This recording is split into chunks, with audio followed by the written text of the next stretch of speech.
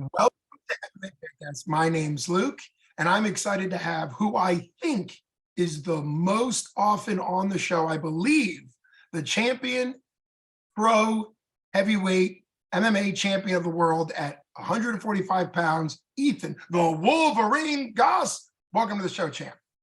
Awesome to be here, buddy. It's my pleasure every time. I love being able to call you champ. And it's been fun be able to follow you once you were already an established pro, and then watching you climb the ranks for 247. And now you're the champ with already one title defense.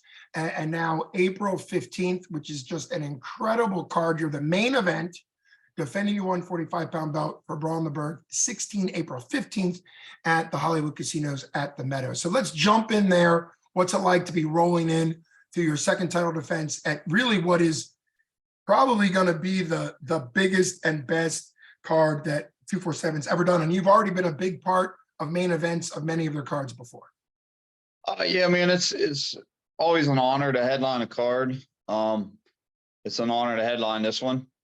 There's a lot of big, for regional wise, there's a lot of big names on it.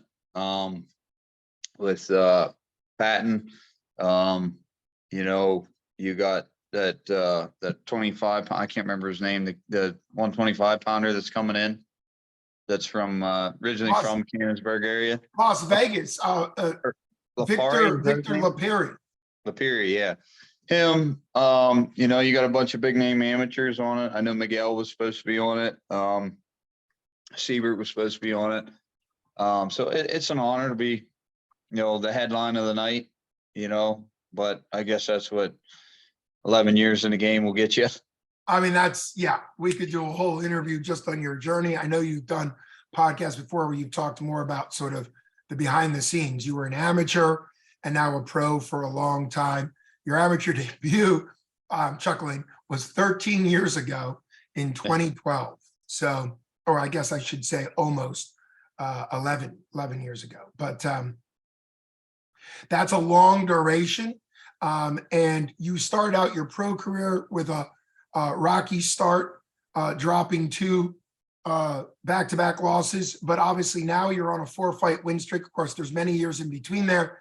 But that's what I think makes you so special, because you really developed your skills and your games while you were competing at the pro level. So what do you think has been the secret, or at least maybe not the secret, but what do you think's been, don't give away secrets, but what do you think's been a big part of you? You're on a 4-fight win streak. And that all got kicked off May 2021 when you actually came on this show and talked about wanting to fight 2 fights on the same day, because that was back during COVID when 247 got the opportunity to do back-to-back cards on the same day. You were the matinee, and then there was an evening card, and you actually won in a minute and 15 seconds. So that standing guillotine against Matt Gaffney really kicked off your 4-fight win streak. So I guess start us there and kind of catch us up. What have getting those 4 fights in a row meant to you, and what do you think's really keeping you at this level now where you're taking out top talented guys? First and foremost, it's the coaching. What Ray Ross and Darren Cassidy have done with me, and even Isaac Greeley, because I've spent some time with him. What those 2 and 3 have done, for me and with me, has taken me to extreme heights, heights where I before only dreamed about reaching. But as far as like the grind of it, it's just stay the course. It's as simple and as hard as that. And I've talked about it many, many times. And, I have no shame in, telling people like, listen, I've failed, almost as many times as I succeeded in this sport. And, being able to fail is what caused what's happening now. So, and just staying the course, staying, keeping a vision of what I want, what I'm after. I talked about this a little bit on the 247 podcast with Hunter. I'm a very determined person, and it's a blessing and a curse, because I will put myself through hell to get where I want to go, or to get something that I might want. And, I'm like that even with little things, even if it's an object I might want to buy that I can't afford. And I'm like, okay, like I'm going to grind 7 days a week until I got enough money to buy this thing that I want.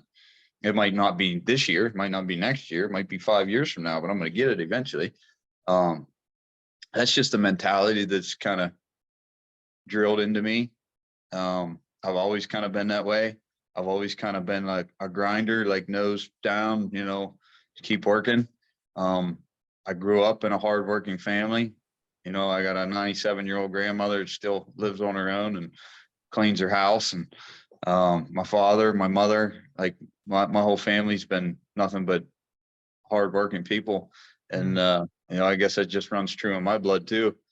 But as far as, kicking off, when I fought Gaffney, I knew my back was against the wall.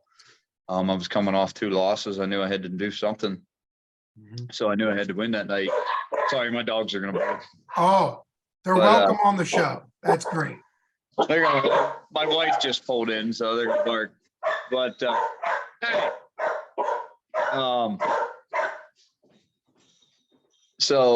But yeah, as far as that, like I said, I knew my back was against the wall and I knew I had to do something.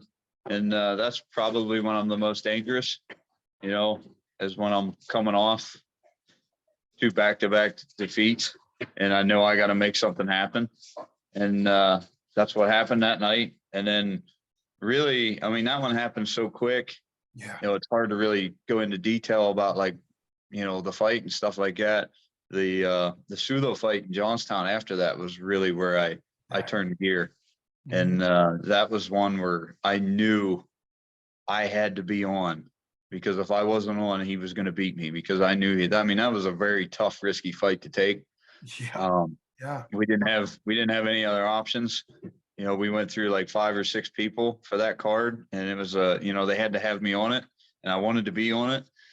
And, he was the last candidate and he kind of popped up out of nowhere and I was like, yeah, let's do it. I don't care. And I just knew, after, doing some research on him and stuff, I just knew I had to be on, because if I was not on, I was going to lose, and I couldn't stand the thought of losing again. So that was the night I really like mentally turned the table, because that was a dogfight too. Going into the 3rd round, it was 1-1 and it was like, all right, like, we got to go, Ethan.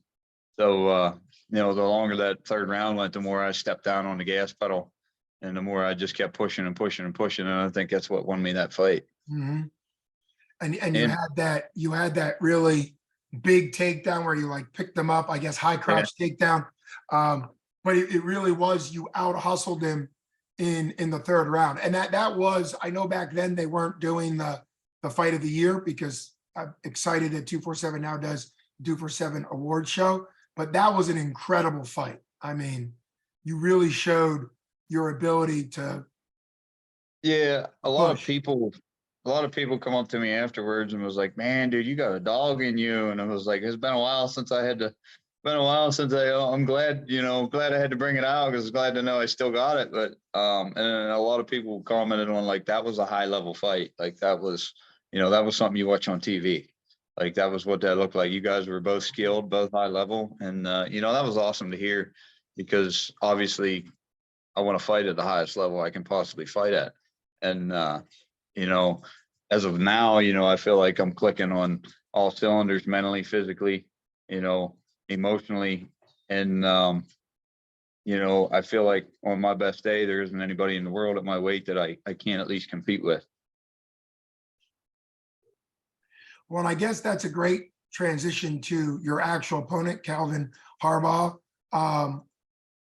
Obviously, your 4-fight win streak shows that you could compete with anybody. What do you think about him? You've always somebody who's very willing to, get in there, like you said about Sutho, and fight guys that are going to help you. So what do you think about this matchup? Obviously, he has a title shot. You're the reigning defending, already have a title defense under your belt. I got to be cage side and call that against Tobias Taylor. I mean, really, that was a master performance against the guy who I would think he was the short, thick power bombing type guy? How did you adjust to a guy that sort of is that fire plug of a fighter? Because you fought Ethan Hayes, who's super tall. You fought the short, thick muscle guy. I mean, you fought all body types at your weight. Yeah, I've been around the block a couple times. But no, Tobias was tricky, man. So like I knew going into it what his strength was, he was on the USA World Kickboxing team. Mhm. And he went, and one of the tournaments he went undefeated in. And one of the things for Tobias, like being short and stocky like he is, he's really figured out a way to fight taller, longer people. And if you watch a lot of his fights, I mean, he's put people down. He's dropped like he fought some 6 foot tall dudes and he's dropped them. And he had a weird like right hand setup, and it was dangerous because he had bricks for hands. But I knew with Tobias, like, all right, well, I can't stand in front of him. I can't, be unactive. And I started a little slow, and then I kind of picked it up as the fight went on. But, basically, I think what I killed Tobias with or what he really struggled with against me was my footwork. And, he did end up landing a good shot in the 3rd round. I bit on a feint and he caught me with a hook. And then, on the fly, I was able to readjust and, improvise right into the takedown. And, Jim Mooney and those guys said about it, like, that's fight IQ. Well, yeah, they're absolutely right. But if you've done this 26, 27 times, you better have fight IQ. Yeah. You know what I mean? Well, that's where the seasoned veteran comes in, because, I was calling that fight and you did exactly what somebody in your position who was at the time on a 3-fight win streak, you had already put enough in to win the fight. It was just a matter of making that little adjustment. And once you took him down, then you were back in control. So I would say, I think you said it on that interview, that longer interview for 247, like that was the one part in the fight where you had to adjust. Other than that, you were lights out. I mean, and it's a fight against a pro fighter. So things like that are going to come up. Very rarely is there a professional fight that there's not any type of adversity in. Right. Whether somebody's attacking with a choke, or whether somebody lands a good punch, or whether somebody lands a good kick, or, or gets a takedown, whatever. There's no fight where there's adversity in it. And, that's just part of the game. And I've said it time and time again, and I've talked, tonight, the guys I was training with, actually the Taylor Cahill come down, and, Clayton Lee was in, what I mean? And we got some work in with those guys tonight. And I was explaining to them, like, dude, it's a fight, it's any given day for anybody. Like, it doesn't matter how good you are. It doesn't matter how bad you are. All it takes is one shot. Rocky Edwards and Usman, perfect example, getting dominated, and then out of nowhere, dead headshot. You know what I mean? And so that rematch is coming up. That's perfect. And it's one of those things where I know, if I were Usman, I'd be saying the same stuff. There really isn't a lucky shot. He had to throw it, he had to land it. You still have the gas tank in at that point, 22, 23-minute fight, because they were in the 5th round, and to not just be, in fact, the commentators were talking about right before he threw it, like he could almost have just coasted to a loss, like, and just kind of stopped the effort, sort of downplayed, but he threw it. And obviously Usman was completely dominating that fight, but it's a fight. So that's the thing. There's always an opportunity there. It's not over till the final bell rings. So, it's anything can happen up until that minute. That's right. And in fact, for people that may not know your opponent super well, because he's fought all over the place, he's not as seasoned as you, because you're a legend in this area, but he's already had 10 pro fights, or I think this will be his 10th, but that's a lot of pro fights. But he actually just fought for the December 247 card and took out kind of a fan favorite, Shaka Worthy, the younger brother of Kama Worthy, by rear naked choke.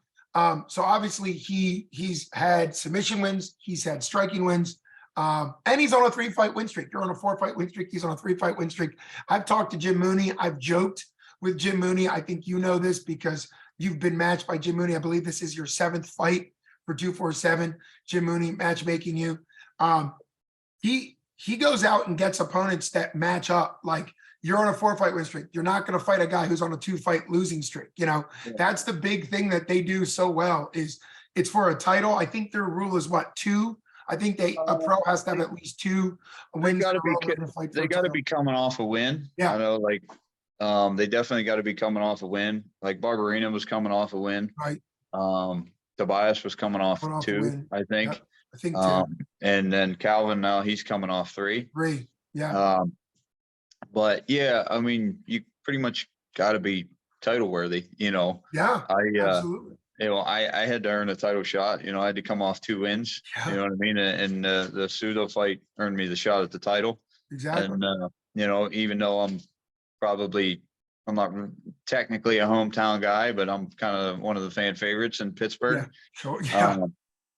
But yeah, no, I mean, he matched up, and I called his fight. I was there with I think right. The Prince McKinney of Pittsburgh. And, right? Yeah, McKinney and Cole.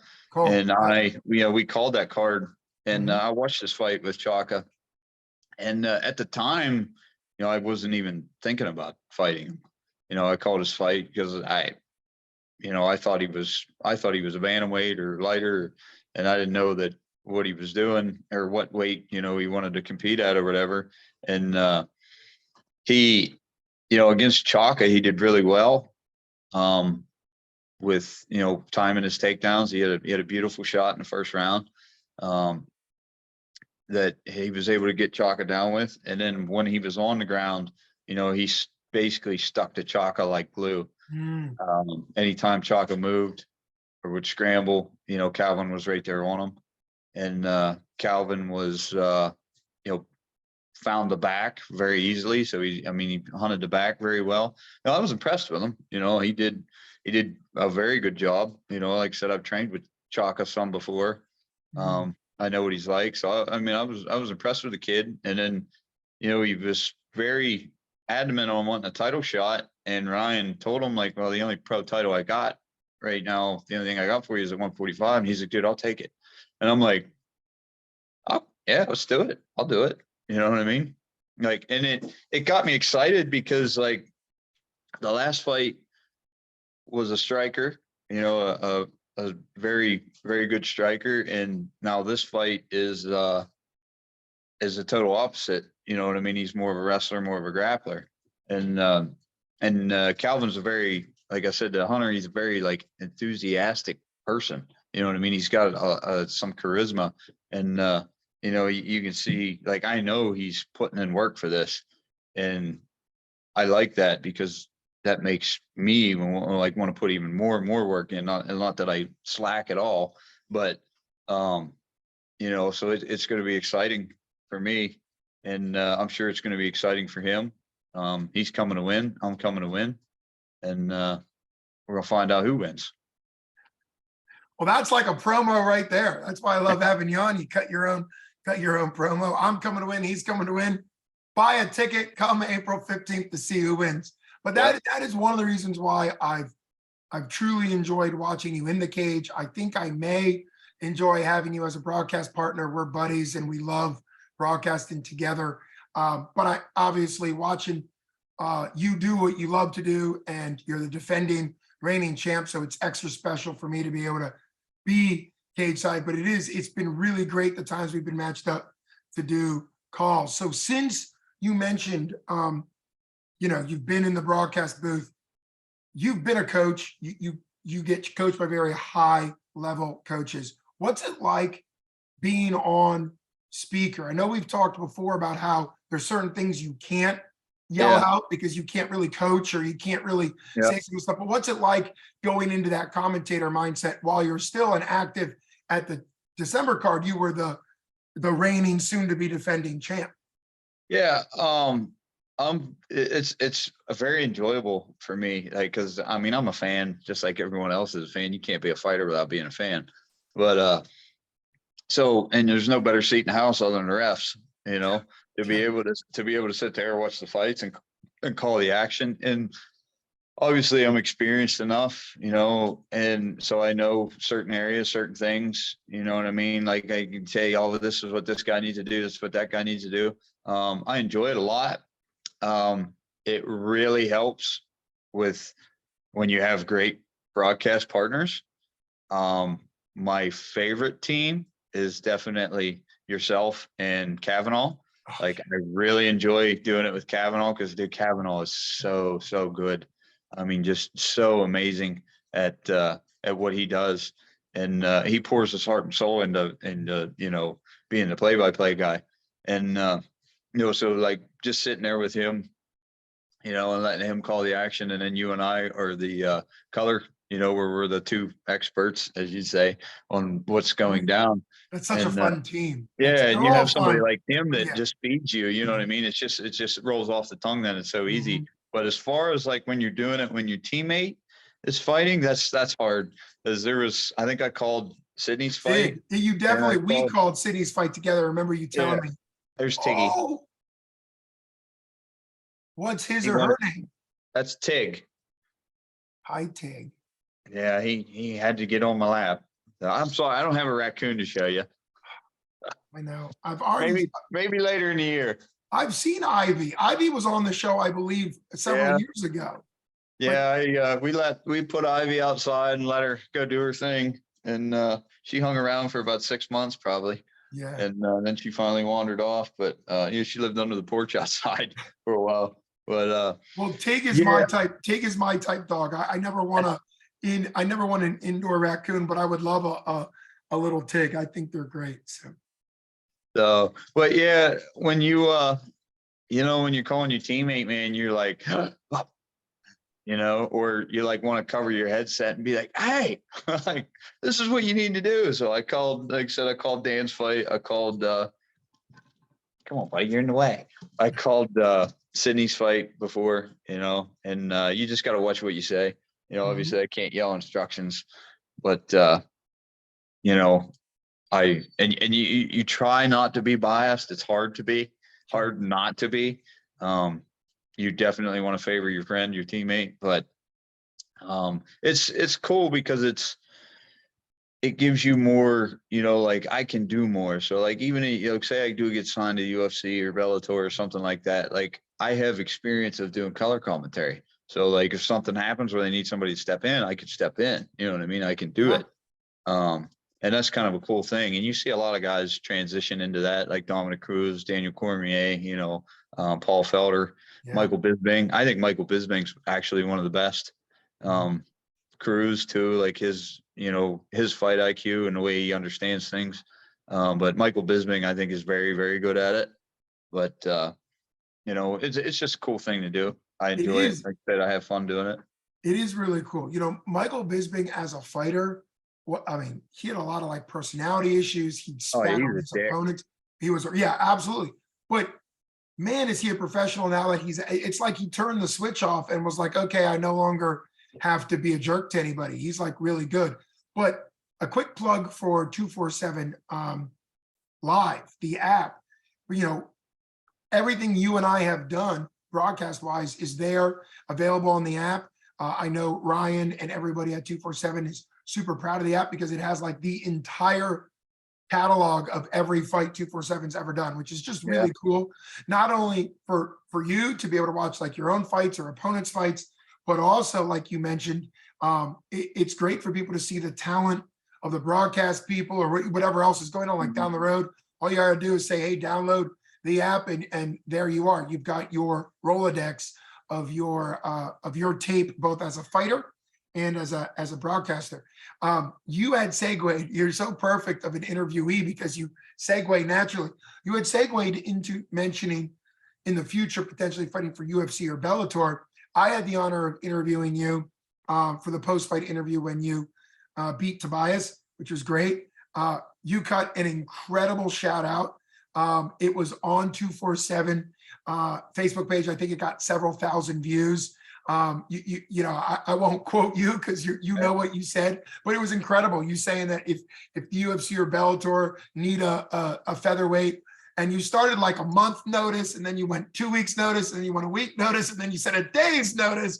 I'm your man. It was just so good. And you're like, if you're looking, look no further than Western Pennsylvania 247 champ. It gave me chills being in cage with you. It also gave me chills listening to it back. How passionate are you about, when you log this title defense, if the fight goes your way, how passionate are you about the fact that you'll have 5 fights in a row against good opponents? And we won't ask for your call out now, but what do you, because I'll be interviewing you, but what do you see as sort of the natural progression from here?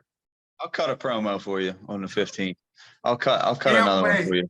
I can't wait. I've talked about this a lot. I talked about it on Hunter's podcast, the 247 podcast. A big key to this game is being marketable, right? You can be the best fighter in the world, but if you don't have no marketability, what are you worth to them? So being able to talk on the mic, being able to cut promo, just like basically like WWE guys. Some of them guys are just unbelievable on the microphone. You got to be comfortable, and you got to cut things loose, and you got to cut it. In Monroeville, I said, I called out Dana and Shelby and said, hey, 2 weeks out, 1 week out, hell, even 24 hours out. You know what I mean? You need a guy, look no further, right here in Monroeville, Pennsylvania, 145-pound champ. And I've wholeheartedly meant that.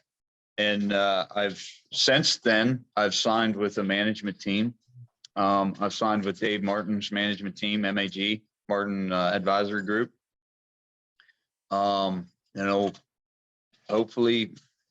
with a win here in April, something happens, but I'm not putting, I'm not putting a chariot ahead of the horse here. I got a job to do on April 15th, and that's what my focus is on. But, being confident when I'm in there, when the fight's over, being confident on a microphone, letting people know that's 5 in a row. I expect to be dominating and have a finish in this fight. With a dominating finish, how do you deny me? Yeah. You know what I mean? How do you, I mean, even at least it's a contender series shot. How do you deny me? Because I put 5 in a row. I finished 2 out of the 5. That's what I envisioned. That's what I'm seeing. But that's all stuff that's kind of not in my control after the fight.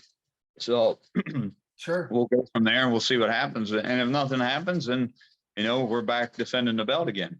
So I think I'll probably now hold the record. Yeah. For the most 247 appearances. I counted up. I think this is going to be your 7th appearance. I think I just counted up on And me and Kama always kind of joked around that, he always headlined and I co-headlined. And we always, I was like, yeah, we're the 1-2 punch. Like, you know what I mean? Every time he headlined and he co-headlined or I co-headlined, we'd win. Both of us would win. Yep. And the last couple, I headlined and Justin Batten co-headline, and I told Batten before, I was like, now you and I got it going on, right? Like I'm headlining, you're co-headlining, we both win. We 1-2 punch. We're the 1-2 punch for 247. When you're on and I'm on, we both win. So. And that's happening again. He's the co-headliner of this, of this card. And man, like you defended your belt in the last one, and he took out a guy who was absolutely a monster that Jim Mooney brought in against him out of Rufus Sport. He put on a clinic, you put on a clinic. It's kind of fun to hear the behind the scenes of how fighters, like you guys aren't ever going to fight each other. So it's kind of like you were never going to fight Kama, you're never going to fight Justin Batten. So it's kind of cool that you get sort of camaraderie as a fighter, but also as a card mate. Like you're on the card together, so you end up being back in the same corner together. You end up, it's kind of a cool. No, I mean, there isn't really anybody in the sport that I dislike, and I've spent a lot of time in Pittsburgh, you know what I mean? And everybody I've trained with, I've always liked, I've always got along with. Now, granted, there was times where I fought hometown Pittsburgh guys, and, I'm not, obviously they all take, their boys' side, whoever, like when I fought the Jesus, everyone was cheering for John. Even Hayes, when I fought Hayes, everyone was cheering for Hayes. Richie Canalina, same thing. But, and, I don't got no problem with that. Like, I don't care what people say, during the fight and somebody's yelling stupid shit. Like, I could care less. You know, you're supporting your boy. That's great. I love the fact that you support your boy. But you know, Justin and I have put a lot of work in together. I'll actually be seeing him Sunday.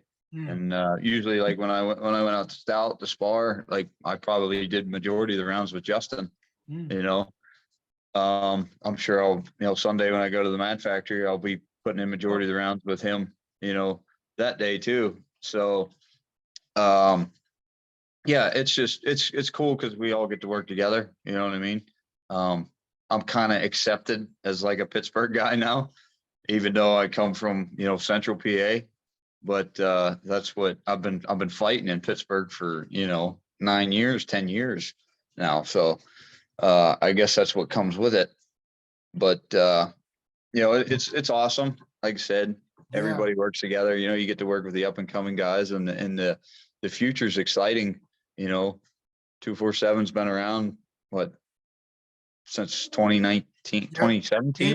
April of 2019 was the first Yeah. card. You were on that, of course. So And- they've been around, for a while now, and you're starting to see, a lot of young guys starting to come up that are exciting. You had Decay Hills, you got, Siebert.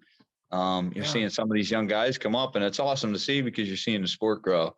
And all it needed was a promotion, that was gonna help it grow.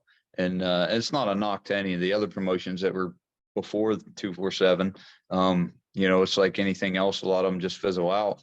Sure. But it's glad to see it's back. And it's glad to see that, now we're starting to build again. And now you're getting guys that are building divisions, and you're getting you know what I mean? You're getting, multiple 145ers, multiple 155ers, multiple 170 pounders. Like now you're starting to see a good thing coming, like 247's kind of running their own division. And, I know they caught some slack with some shit, like with the COVID stuff and all that stuff, but, it's a good promotion, and they're good people, and they treat you well. And if they didn't, I wouldn't be fighting for them. And my last 7 fights have been for them. Yeah. So, I'm a pretty straightforward guy. I'm pretty honest about, how I feel about things. And, I've never had an issue, so why do I need to go searching, other states and stuff to fight, Yeah. when I got it right here? And So you've also been majorly appreciated by the promotion as well because of your attitude. You were on the very first card. You fought for the belt a couple different times. But you're also that attitude, like you've said, that attitude of being willing to like show your skills. And I mean, I think Ryan, like when he was getting started, he was just looking for, he was looking for somebody to give him a chance. And, Kama and I did that. And that's why he's so appreciative for me. And, when the awards come out this year, it came down to me and Kama tying for Fighter of the Year. Pro Fighter of the Year. Ryan had to make the decision. You know what I mean? And I'm sure that was a tough decision because we're both like the same to him. He respects us both so much, our loyalty. You know what I mean? So it was a tough decision for him to make. And ultimately he ended up choosing me as Professional Fighter of the Year. And that was an absolute honor, to just even be in that category with somebody like Kama, who is, a superstar in Pittsburgh. Like people say, oh, like you called me a legend. Like, I don't feel like I am. I just feel like I'm, just a fighter. But to me, like Kama's a legend, like Cherico was a legend, like Garbrandt was a legend, like Mazzata was a legend, and Dempsey. So it was an absolute honor just to be in that category and to be there, and then just to win it was even, more amazing. And it's awesome because your hard work's being appreciated. What you do in there is being appreciated. Everything you're putting on the line is, at the end of the day, there's so much sacrifice. And that's what I was talking to Taylor about tonight, where he was saying like, I've sacrificed a lot of job opportunities and like good money for this. And like, dude, I get it, man. You're preaching to the choir. I've been down that road. Luckily I'm in a position now where, I financially I'm stable, and you know, I'm still able to continue to do this and live the dream day in and day out of being a fighter. So Well, that is why it's such an honor having you on the show. And I didn't get a chance to call you the 247 Pro Fighter of the Year in the intro because I was too busy talking about you being the reigning defending featherweight champ. So I guess that's a great way for us to wrap up. Everybody needs to get tickets for the April 15th card. Can't wait to see you in yeah, your you buy them second from me. fight. You get them from me. You order them Yeah, online, you got to put my name in there. absolutely. Give the Wolverine credit. Definitely when you're buying tickets online, click Ethan the Wolverine, soon to be champion again. That card's incredible. That fight's incredible. Thanks so much for coming on the show, champ. Hey man, thanks for having me. Like I said, it's an honor. It's my pleasure every time. I think we've done it for every fight I've had with I 247. think so. And You we'll hold the continue to record. You do hold it. the record on MMA Fancast as well. So you're just holding all these records. So Yeah. yeah, We'll continue to do it, my brother. absolutely. That'll be my honor as well. Thanks so much for coming on the show. Can't wait to see you in action April 15th. Ethan the Wolverine Goss. Thank you, buddy. We'll see you. Got it.